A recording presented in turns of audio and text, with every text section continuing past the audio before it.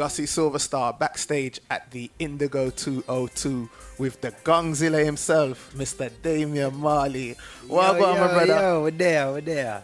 Yeah, man, definitely. Well, the last time I linked up with you, last time I interviewed you was about 6 years ago. Amsterdam. I don't know if you remember 27 Splash outdoor concert. It was yourself, Sean Paul, Elephant Man. It was 2006. Nice hot sunny day in Amsterdam, and you know we definitely had a good time. Wicked show. But now you've grown not only as an artist. I can see the locks them have grown a lot. Yeah. So what's going on right now for Damian Marley? This camp has existed for quite a while because it's Ghetto Youth has always been the umbrella that Stephen, Julian and myself have operated under. And over the years we'd always have been working with young talents from Jamaica, you know what I mean? But this year now is the year that we really have made it, like I said before, a focus to bring these young talents to the frontier, you know what I mean? Namely, like what you're saying, Wayne Marshall is one of them, Christopher Ellis, Black Amai, and Joe Mercer, you know what I mean? So it's a label, you know what I mean? But we like to say it's a family. Yeah. Ghetto Youths International Family. Right. When did you realize, though, for yourself, growing up, that you wanted to follow basically in your father's footsteps and be a musical artist? You know, I couldn't really pinpoint the time still exactly, but it kind of just happened naturally, and it also happened not just because of my father's influence, but really a great deal to do with the influence of early dancehall, people like Shabba Ranks, Supercat, Peter Metro, Tiger, you know what I mean? What is it with your songwriting that basically your songwriting just stands out compared to a lot of other artists? Because like some of the things that you come out with, some of the metaphors and just the way that you put your lyrics together. Well, I've always been a great fan of lyrics. I mean, even some of those artists that I mentioned before as dancehall artists, it was different in those times where even when you would see them live, it wouldn't, the crowd reaction wouldn't be at the beginning of the song. It would be after they would sing a whole verse, because in those days they didn't have a lot of radio play for a lot of those artists, you know what I mean?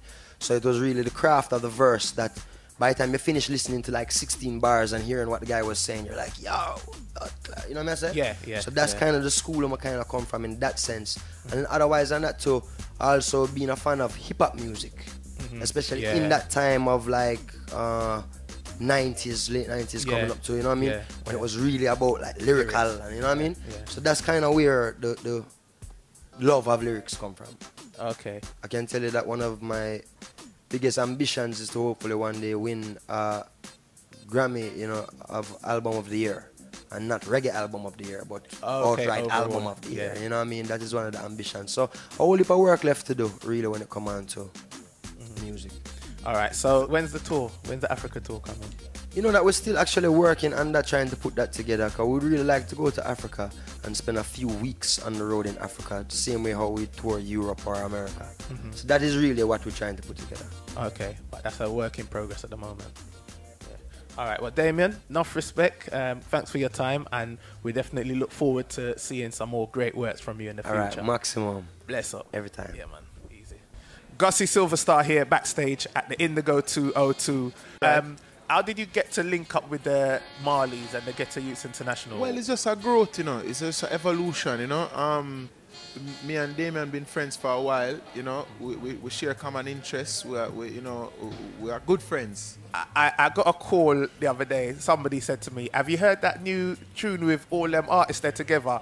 And it was like, so you've got basically Wayne Marshall, Idonia, Agent Sasko, Bounty Killer, Junior Gong, and then Vibes Cartel on the phone line. I was just like, a liar tell. How did you go about, like, without going into it too deep, were there politics behind getting that song recorded with the collaboration, the different artists? And you know, some of these guys have their little individual, It wasn't really that much of the politics. It was more like psychology. Yeah, mad. And it's been getting I mean, of course you have Cartel from, you know what I mean, on the phone line, which is that's like what I was just about to ask you. Like, did he really record that on the phone line? Oh yeah, you can tell. I mean, would they ever have it clear. It's not even that clear, but then you know, it just adds to the intrigue and to the exclusivity of the track. I tell how the biggest, the baddest thing, you know, before he went in, he was the reigning king, you know. I mean, we learned from Bounty, Elephant, you know, that energy, you know, them man, they always like to see the show busy and crazy, you know.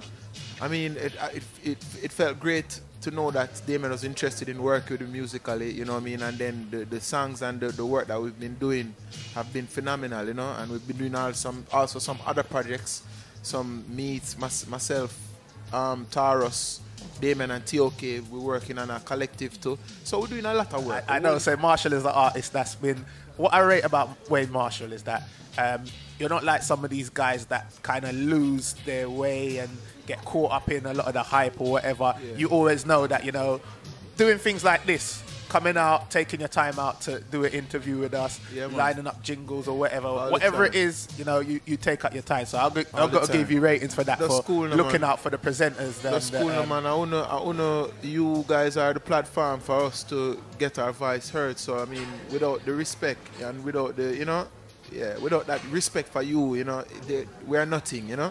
So we're always available, man. Always available to give back a strength to the ones them we are strength with, you know. Because one hand can't clap and one hand also wash the other, you know. See it there. Silver Star of the wickedest.